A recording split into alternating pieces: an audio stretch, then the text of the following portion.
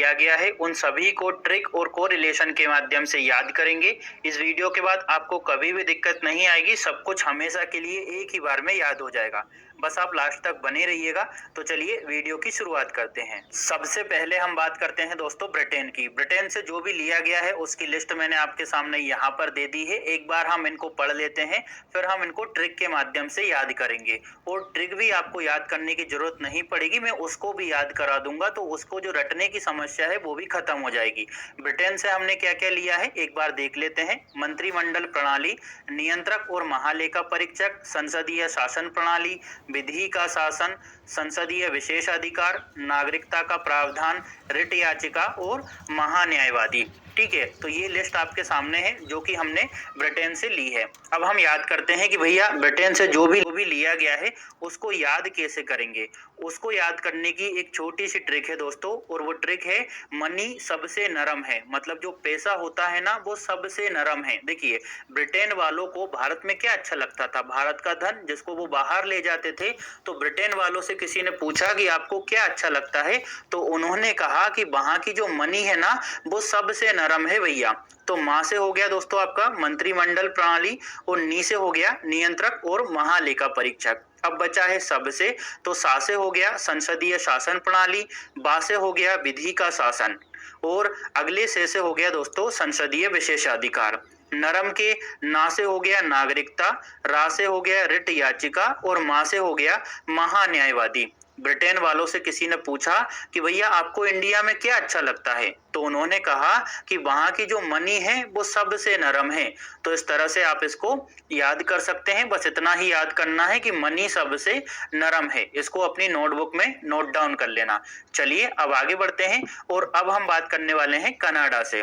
Canada से हमने क्या क्या लिया है, सशक्त केंद्र के साथ संघीय व्यवस्था, अविशिष्ट शक्तियां जो है वो केंद्र में निहित होगी, ऐसा प्रावधान लिया गया है, राज्यपालों की नियुक्ति और परामर्शकारी क्षेत्राधिकार जो कि सर्वोच्च न्यायालय के होते हैं। ठीक है, तो ये प्रावधान हमने कनाडा से लिए हैं। अब इसको याद कैसे करेंगे, तो इसको भी मैं याद करवा देता हूं। इसको याद करने में बिल्कुल भी दिक्कत नहीं आएगी। देखिए यहाँ पर क्या लिखा हुआ है दोस्तों, कनाडा। तो कनाडा में अगर हम नाड़ा वर्ड को पकड़े दोस्तों, तो जो नाड़ा होता है ना, अगर आप उसको एक जगह पटक दो तो बिल्कुल सर्प जैसा लगता है, स्नेक यानी सांप जैसा लगता है। जो नाड़ा होता है ना वो सर्प जैसा लगता है, तो नाड़ा मतलब कनाडा। ठीक है, नाड़ा जो है वो सर्प जैसा लगता है, तो सर्प ही हमारी ट्रिक है।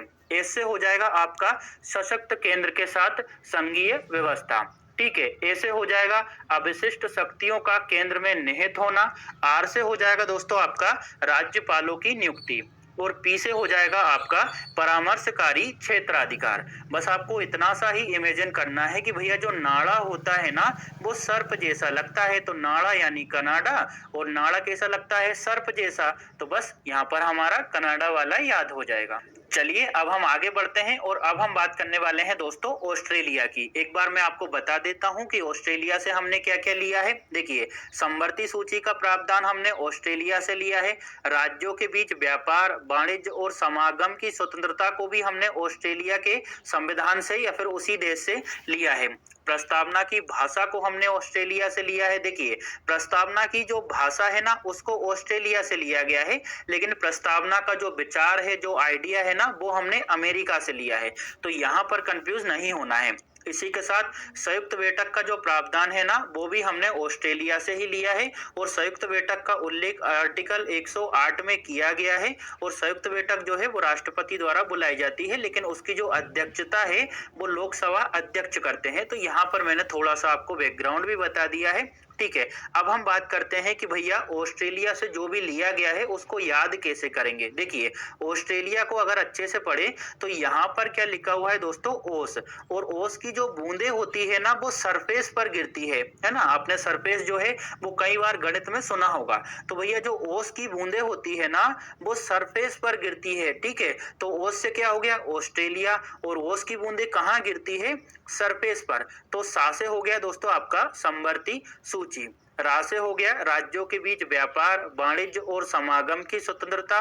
फे से हो गया दोस्तों आपका प्रस्तावना की भाषा, ठीक है। और सा से हो गया संयुक्त बैठक।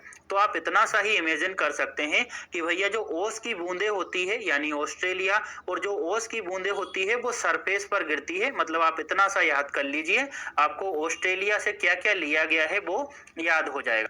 चलिए अब हम आगे बढ़ते हैं और अब हम बात करने वाले हैं दोस्तों दक्षिण अफ्रीका की। दक्षिण अफ्रीका से हमने मुख्य रूप से दो प्रावधान लिए हैं, संविधान में संशोधन की प्रक्रिया और राज्यसभा में सदस्यों का निर्वाचन। दोस्तों संविधान संशोधन की जो प्रक्रिया है उसका उल्लेख अनुच्छेद 368 में किया गया है और संविधान के भाग 20 में हमें देखने को मिलता है।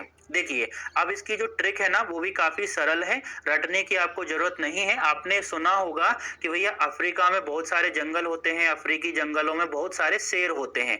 तो अफ्रीका में बहुत सारे शेर होते हैं। मेरे को पता है कि शेर कैसे लिखा जाता है, बस मैं आपको याद कराने के लिए यहाँ पर इस तरह से लिख रहा हूं, तो आप नेगेटिव कमेंट ना करें तो बेहतर होगा। दोस्तों अफ्रीका के जंगलों में बहुत सारे शेर होते हैं, तो अफ्रीका से क्या हो गया दक्षिण अफ्रीका, और अफ्रीका में बहुत सारे शेर होते हैं। तो देखिए सा से हो गया संविधान में संशोधन की प्रक्रिया और रा से हो गया दोस्तों राज्यसभा के सदस्यों का निर्वाचन। तो इस तरह से आप दक्षिण अफ्रीका से क्या लिया गया है उसको याद कर सकते हैं, इमेजिन कर सकते हैं कि अफ्रीका में बहुत सारे शेर होते हैं, तो संविधान संशोधन की प्रक्रिया और राज्यसभा में सदस्यों का निर्वाचन। ठीक है, चलिए अब आगे बढ़ते हैं दोस्तों, और अब हम बात करने वाले हैं अमेरिका की।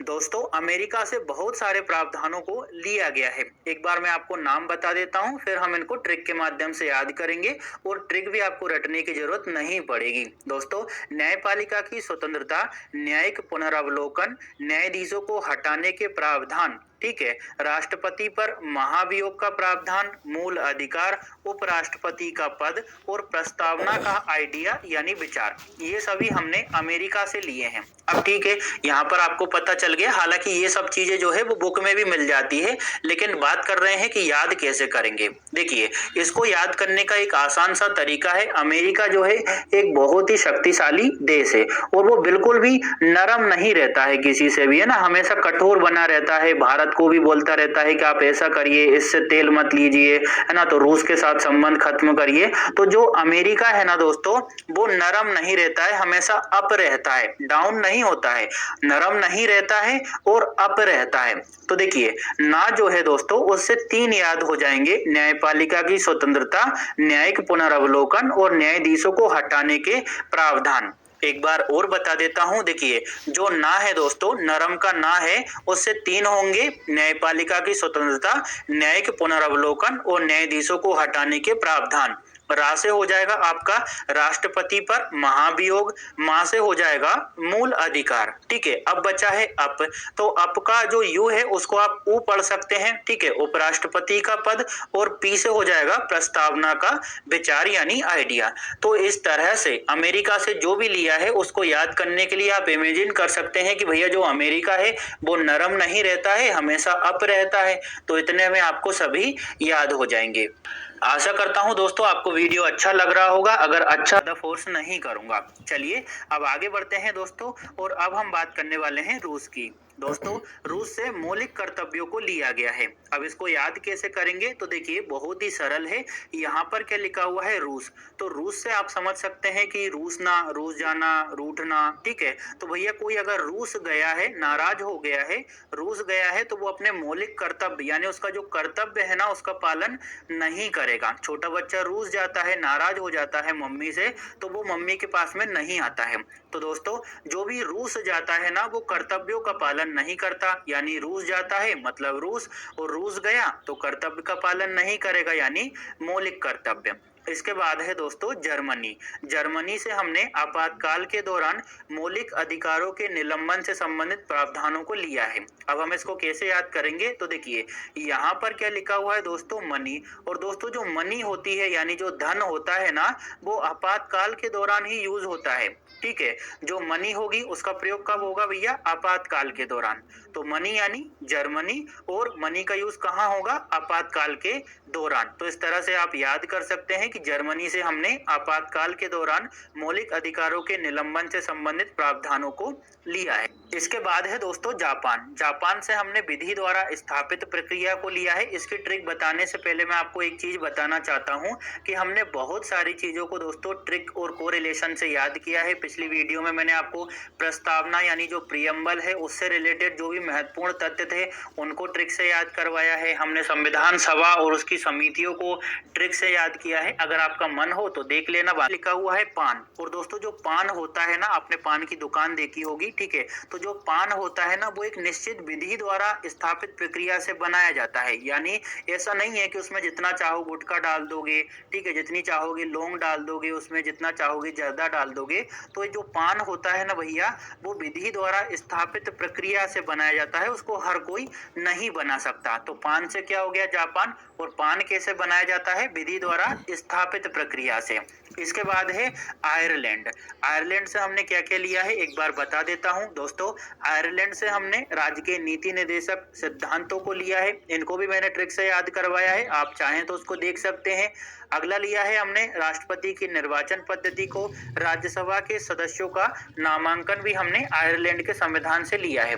अब हम इसको कैसे याद करेंगे, तो देखिए, आपसे कोई पूछ रहा है कि भैया तुमने आयरन मैन को देखा है क्या, जो हॉलीवुड का अभिनेता है आयरन मैन, उसको देखा है क्या आयरन मैन को। तो भैया आप बोलोगे कि नहीं भाई, मैंने आयरन मैन को तो नहीं देखा, लेकिन मैंने आरआरआर मूवी देखी है जो कि बॉलीवुड हिंदी की मूवी है, ठीक है।